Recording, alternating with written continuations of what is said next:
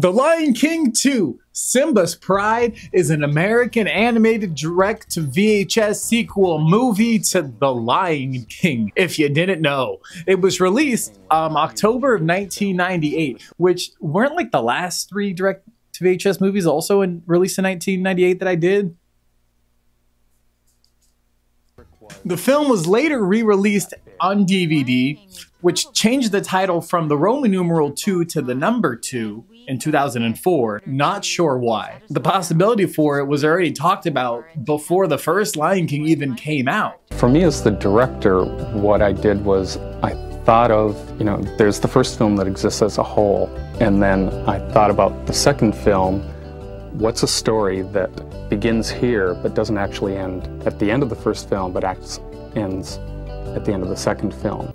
And that's where the huge story comes out of. In 1995, they said that they're going to release a sequel within the next year because none of the original animators were involved in the production, the normal animators, right? The majority of the animation was done by Walt Disney Television Studios, not in Canada, even though they were involved, but in Australia.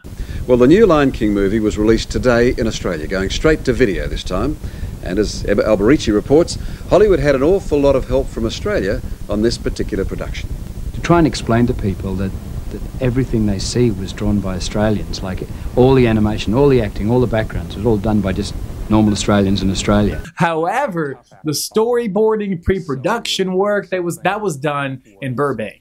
It was reported that in the first three days, it sold like over 3 million copies, and in 2001, it was sold more than 15 million copies, which making it like over $300 million or some shit. And it ended up being one of the top-selling direct-to-VHS releases of all time, with over $450 million made in sales and rentals. I think a couple years ago, I have no idea. Why the decision to take this one straight to video? I think when the movie was first written, I don't think anyone expected it to look this good, to come out this well. Regardless, they got the original cast back for this one, except for 1 or 2 of them. Definitely a different Zazu. But other than that, I'm really excited for this one. I haven't seen it since I was a wee little cub, so let's see how it holds up.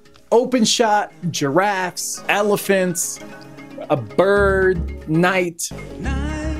Damn, we're back at Pride Rock. It's been a minute. We got a song, not as good as A Circle of Life. He Lives in You. We get another Circle of Life shot, just with a different song. So pretty creative here. Noah's Ark animals go a little crazy. Now who's gonna raise him? His parents? Okay, sure, get technical. It's a girl! Girl! Lion King 2, Simba's Pride. So Kiara, the lion, is Simba's daughter that they had, right? She gets lectured about bad people from Papa Simba and Mama Nala. She goes to explore. There's the warthog, the meerkat. They go to watch her all sneakily. She sees the great outdoors. In the distance, the 2 fools sneak up on her and scare her, and she falls to her death. Just kidding. Timon scared the kid with some bugs, grubs, disgusted. More for the warthog then. Crunchy! Let's fill it! Tastes good! Let's fill it! Tastes good! No fat! Let's fill it! Tastes good! No fat! The kid wanders off, runs into another kid lion, eerily resembling Scar. Both of them kind of decide just to kind of stand on the water. But oh no, it's gator infested. After a very tense escape scene, they escape. And they just kind of laugh it off, This new kid's name is Kovu. Kovu. I think they're becoming friends. There's also this other lion kind of watching over them, just looking kind of pissed for some reason. Then, oh no, Papa Simba shows up with the squad. Everyone just kind of introduces each other here. Zira. Simba. Nala. Zira. Timon. Pumbaa. Great. Now that we all know each other, get out of Pride Land! So apparently this Kovu kid was the last born before Simba exiled everyone that was bad. So technically he's supposed to be the king. Simba banishes them. The kids are sad. The kid gets lectured a little bit when they get back. Good dad Simba here going, you're the circle of life. She doesn't want to be a queen. That's like saying you don't want to be a lion. It's in your blood. Take a guess. Another song. I actually like this one. We Are One. You can tell the writers were more excited to work on a Lion King movie than a Pocahontas one. So pretty good so far. Tears of pain, tears of joy, one thing nothing can destroy. We're like 1 for 20 so far of the songs I liked in these direct-to-VHS sequel movies. So A+. Next scene. Kovu. Kids getting made fun of. We run into a flea spastastic lion. I assume this is like his brother, his family, his mom. Mom lectures the kid very menacing-like, but somewhat proud of him because he's trying to get the girl. A little confusing. Hush! The mom sings. Hush, my little one. The animation is really good in this scene. Honestly, just in this whole movie. Shout out to the Australia crew. This evil mom singing about killing Simba, hoping to train the kid to do it also. Pretty normal stuff. Kovu, what a guy. Next, Rafiki's talking to himself, basically predicting the future of him being overthrown. He has a strange revelation of both the kids being together. I just hope you know what you are doing. So all of a sudden, we're like 10 years later, not sure how we got here. The movie just doesn't even pull up a little text box or anything. It's just like the future now. And Kovu is trained for blood and has to kill Simba and be the king. Shit got intense real quick. Back at Pride Rock, Kiara's all grown up. She goes out. Simba sends the bodyguards again to watch her. Now we're back at Scary Town. Hyenas are gone. This guy's not scared. This guy's scared of everything. Chance!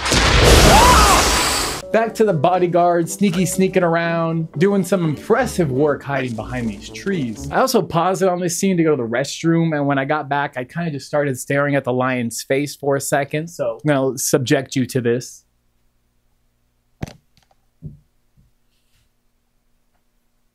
It's like 3 brush strokes on that face. The bodyguards get trampled. This must be where the deer and the antelope play. She's pissed they followed her. She runs away, runs into the scared spaz flea lion. They just kind of light up the savannah, trying to kill Kiara, but the fire is kind of like really far originally. But don't underestimate how fast it spreads. Papa Simba sees the smoke in the distance and runs to the rescue. Back at the savannah, damn, she's just getting engulfed. Barely makes it out alive, gets confronted by Kovu. He actually saves her, and they both fall off the cliff into some water, but they don't recognize each other. Then they do some cat pounces for a second, and then she recognizes him. Kovu? Then the parents show up. Kovu. Simba. Fucking Rafiki just shows up and he just goes, How dare you save the king's daughter? He wants to join their pride. No. But like he saved Kiara, so you know, like they kind of owe him that. So yeah, I guess he can join the clique, which is like a very big favor to ask. Simba is still skeptical, but you know he agrees. Kovu is just kind of lying around. He says he can teach her. We start at dawn. Back at the freak show camp, they're just inching closer to their master plan of getting Kovu close to Kiara. So yay there. Oh, the closer Kovu gets to the daughter, the closer he gets to Simba. Simba has a fucking nightmare of not saving his dad again.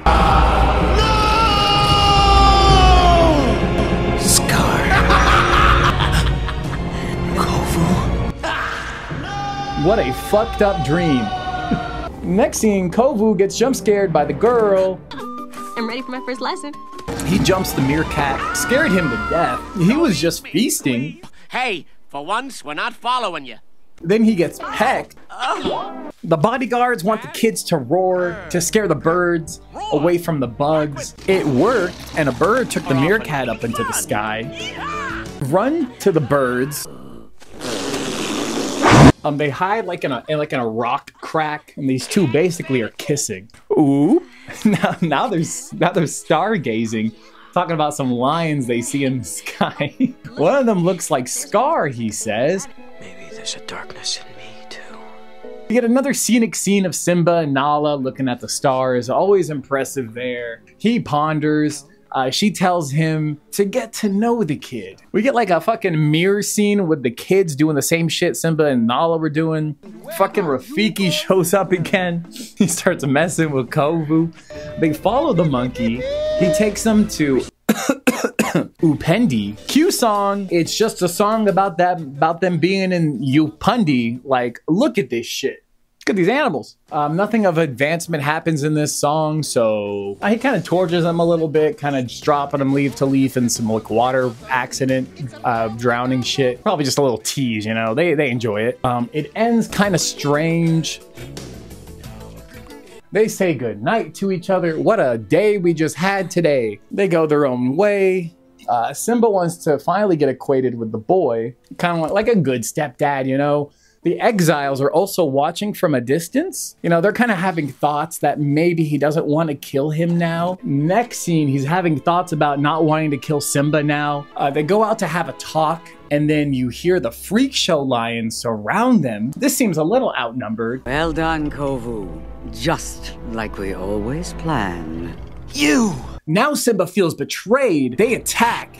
They hightail Simba. He runs for his life. We get Simba's nightmare again, where he's hanging on for dear life. Fucking one of the crackhead lions goes in to get him. He gets trampled by some wood. Actually, by a lot of the wood. Yeah, I'm pretty sure he's dead. Ooh, yeah. Yeah, he's dead. No. Simba makes it back to Pride Rock and collapses. Back at the freak show lions, Mom's pissed in Little Scar. Gives him a slap on his face. Oh, now he looks like Scar. What have you done? I did nothing. They chase him out of the tribe, and now since Simba's kind of weak, they all are like, we gotta go back and attack him, and let's go now. Next scene, Kovu just kind of stumbles back into Pride Rock. Everyone's shocked. Timon wants at him. Let me at him! Let me at him! Okay! I think you're missing the basic point here. You don't belong here. Exile! Now a song starts. Deception. They deception him out of Pride Rock.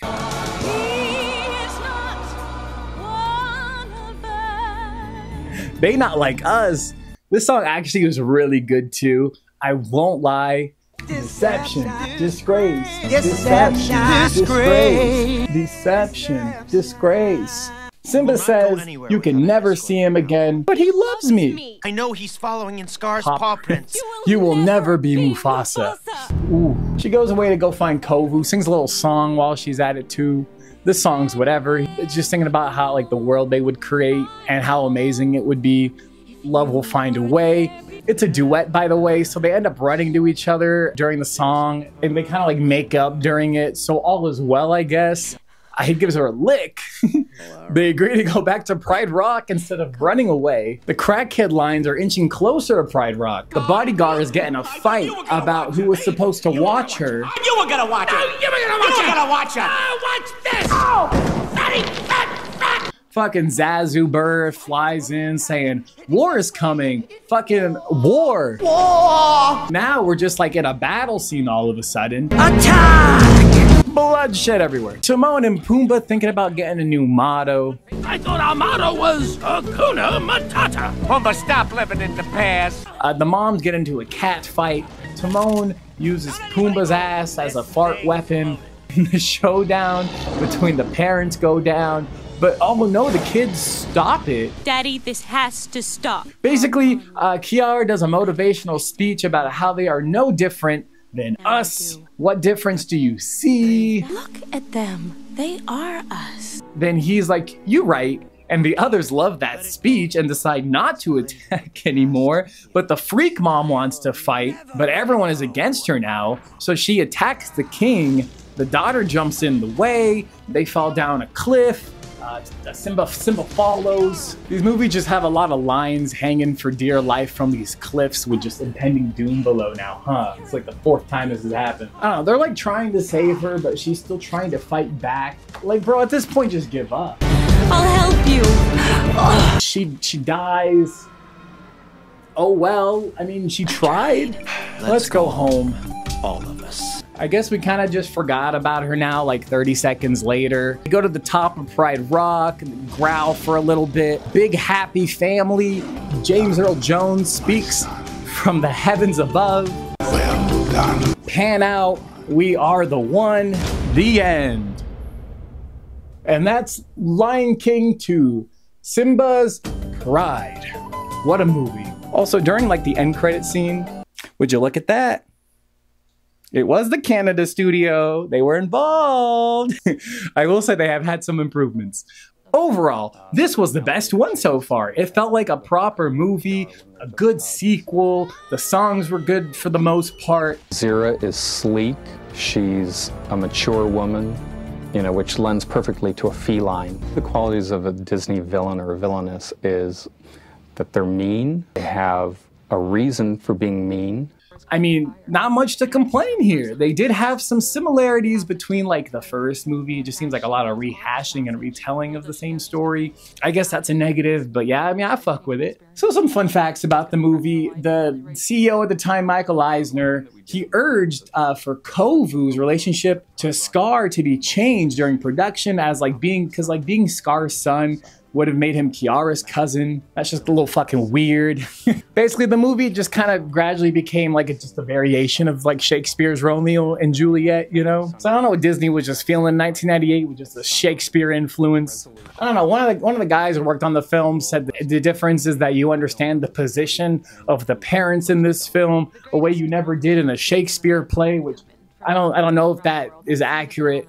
According to like an early concept of the film, the movie was supposed to originally be called Return to Pride Rock. I don't know. But like, other than that, I mean, I had a fun time watching this movie. Shit, like, I think we got scored our first good movie. That's crazy. Sometimes it's as simple as the animator getting down on all fours and acting it out. I would do that. But other than that, I mean, I think that's it. So, I mean, thank you for joining me. Join me next time where I cover the next direct to VHS Disney sequel movie. An extremely goofy movie. Fuck yeah.